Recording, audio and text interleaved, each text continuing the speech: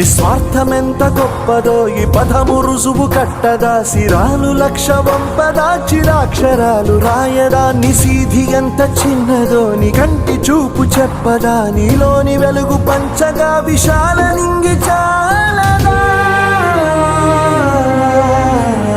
మనుష్యులందు నీ కథ మహర్షిలాగా సాగదా, మనుష్యులందు నీ కథ మహర్షిలాగా సాగదా.